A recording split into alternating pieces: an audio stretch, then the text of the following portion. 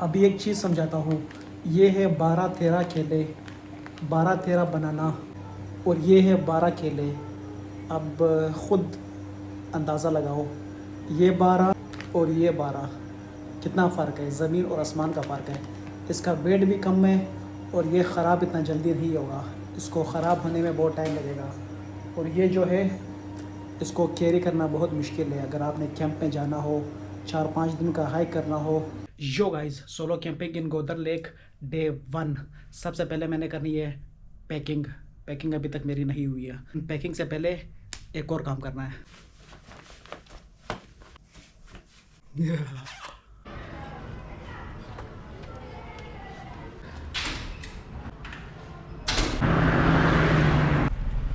Yo what's up bro. से ये जो पीछे पड़ा है ये है बंग। इसको बहुत जल्दी आग लगती है, तो इस वजह से 1 2 3 4 5 6 7 बहुत ज़्यादा पड़े हुए हैं। तो बाकी काम करने से पहले ये टाइम मेरा है वॉक करने का। तो मैंने एक वीडियो बनाई थी जिसमें मैं वर्क कर रहा था स्टेमिना पे। तो वो तकरीबन 1 महीना मेरे से मिस हो गया क्योंकि मैं अपने गांव चला गया था, और 1 महीने मैंने वॉक की है, रनिंग की है, तो मैं भी थोड़ी इम्प्रूवमेंट आ गई हो। पहले तो मैं थोड़ा सा चलता था, मेरी सांस फूलती थी, क्योंकि उसकी ये वजह थी, मुझे 3 साल एलर्जी थी। मुझे लगा बस आम एलर्जी है। सुबह जब भी उठता था छींकें वगैरह आती थी, तो उस वजह से उसने मेरे लंग्स पे इफ़ेक्ट किया।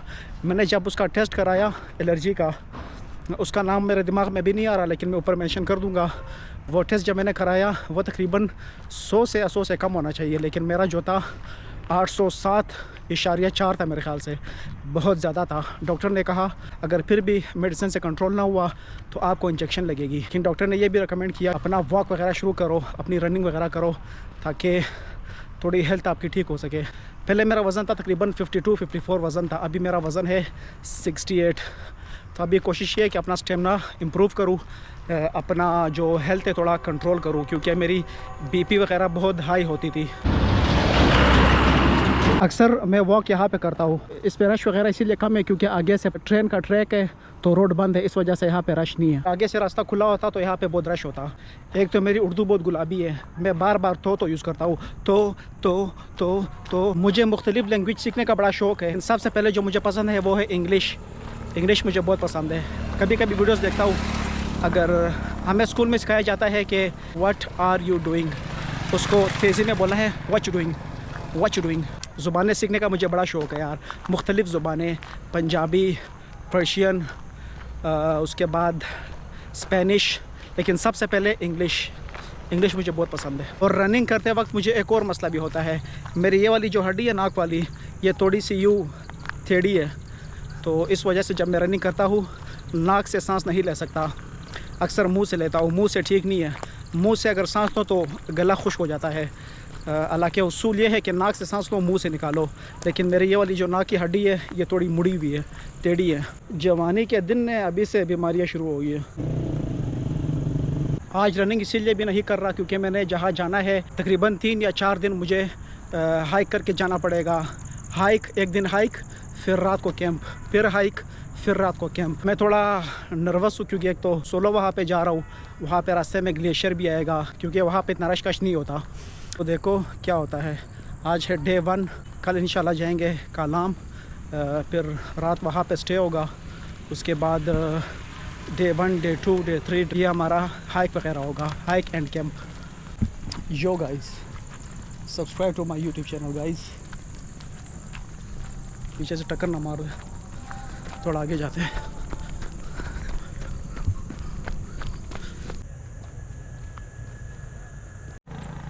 हमारा माइंडसेट इस तरह बना हुआ है, स्पेशली हमारे पठानों का, कि जो थोड़ा सेहतमंद हो, थोड़ा सा मोटा हो, हम समझते हैं सेहतमंद है। और जो बाहर से नज़र आता है कि बड़ा सेहतमंद है, जिस तरह मैं हूँ, थोड़ी लगती है जैसे बॉडी बनी हुई है, लेकिन वो अंदर से उतना खोखला होता है, ना वो भाग सकता है, ना उसका स्टेमिना होता है। अभी मैं बाहर से कितना जैसे पता नहीं जिम करके आया हूँ, अभी क्या मस्त बॉडी है, लेकिन अंदर से उतना खोखला हूँ। मुझे 3 साल से एलर्जी थी, मैंने इसको सीरियस नहीं लिया। जी हाँ, बच्चों को देख के एक बात जहन में आई है कि जब बंदा बच्चा होता है तो उसकी एक्टिविटी बहुत ज़्यादा होती है। एक्टिविटी जब कम होगी तो उसके बाद सेहत पे असर होगा, असरात होंगे। हालांकि यहाँ से वहाँ तक मार्केट जाना होगा, तकरीबन 10-20 कदम का रास्ता होगा। हम या गाड़ी में जाएंगे या मोटरसाइकिल पे जाएंगे। तो इस टाइम मैं हूँ पंजाब के शनकेरी में, यहाँ पे कैंपिंग के लिए कुछ उठाते हैं। अब देखो मैं क्या उठाता हूँ कैंपिंग के लिए। थोड़े नूडल्स हो गए, 3 नूडल्स, बल्कि 4 नूडल्स हो गए। और क्या है कैंपिंग के लिए जो है ये चीज़ें काम की है। अब ये जो है चना दाल मखनी, ये बना बनाया है। ये सालन तैयार है, बस इसको गरम करना है, बस खाना है। इसकी प्राइस देखते हैं, इसकी प्राइस क्या है। चना दाल मखनी 530 का, ये चना दाल 530। ये मिचल लाहौरी चने 495। उसको बस सिर्फ गरम करना है और खाना है। ये मिचल का जो है ये बना बनाया सालन होता है। Welcome to kitchen everyone. ये बन रहा है गोश्त चिकन का। और एक और चीज़ दिखाता हूँ, वो है ये है केले, जिसको मैंने डिहाइड्रेट किया है। इसको डिहाइड्रेट करते तकरीबन अराउंड 12 या 13 घंटे लगे हैं इसको डिहाइड्रेट करते हुए। और दूसरा ये है टमाटर, ये भी डिहाइड्रेट हो गई है। इसका ये फ़ायदा है कि इसको कैरी करना आसान है।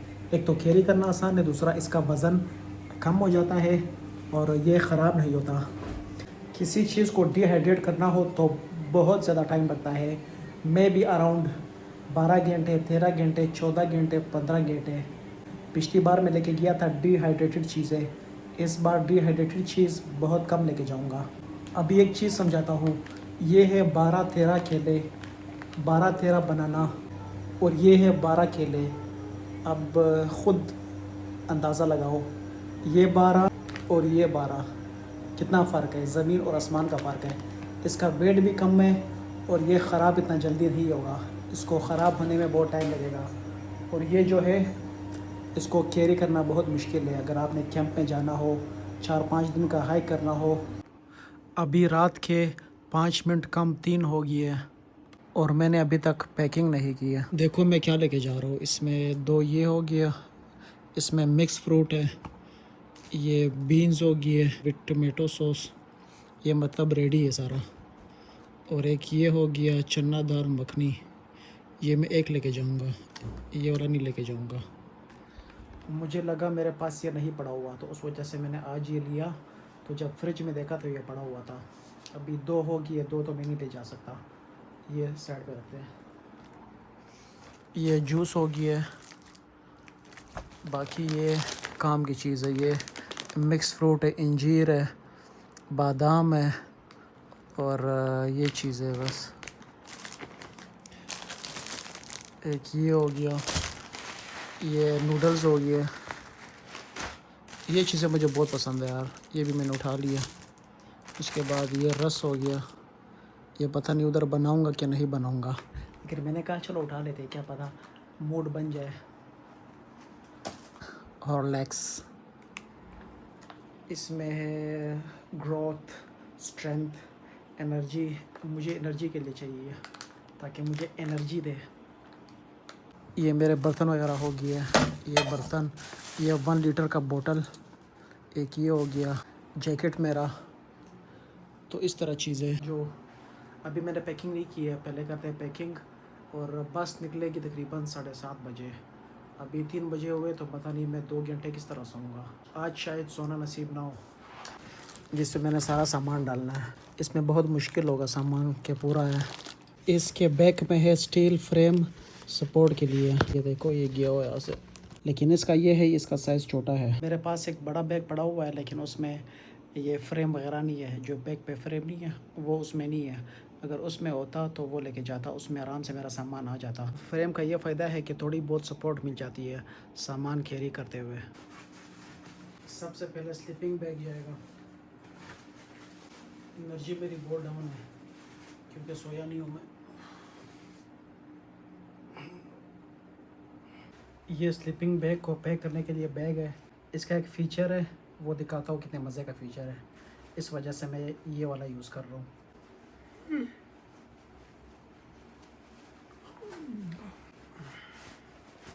ये है ग्लव्स स्की के लिए, ये बने ही स्की के लिए है।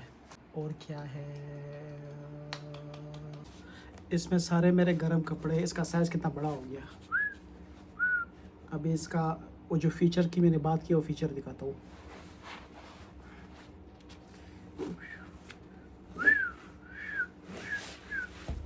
ओ शूट,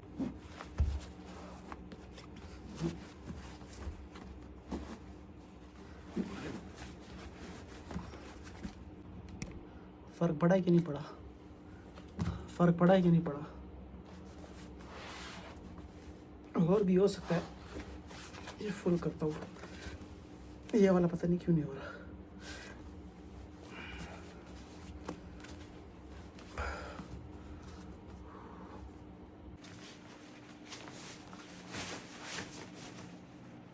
बैग मेरा फुल हो गया, समझ नहीं आ रहा क्या करूँ। ये वाला जो चीज़ है स्लीपिंग मैट, ये ऊपर नहीं आ रहा। अब इसको मैं बंद कर रहा हूँ। ये नहीं पहुँच रहा। सामान बहुत, खाने पीने का सामान बहुत ज़्यादा हो गया। हालांकि पिछली बार भी मैं ये बैग लेके गया था, सामान मेरे पास ज़्यादा था, लेकिन उस टाइम ये चीज़ नहीं था। और खाने पीने की जो चीज़ें थी वो मेरे पास सारी डिहाइड्रेटेड थी। और इस बार ये चीज़ भी है स्लीपिंग मैट। तो अब समझ नहीं आ रहा क्या करूँ। पहले तो ये कैंप और पैराशूट नीचे लगा हुआ था। जब मैंने साथ ये लगाया तो नीचे वज़न बहुत ज़्यादा हो गया था। स्लीपिंग पैड जो है ये मैंने नीचे इधर टाइट कर लिया, अब काम बेस्ट हो गया। लेकिन अभी भी कुछ चीज़ें हैं जो रहती है, जिस तरह स्लीपिंग बैग है, इसका ये करना पड़ेगा, यहाँ पे यूँ लटकाना पड़ेगा। और एक ये पैकिंग तकरीबन हो गई है।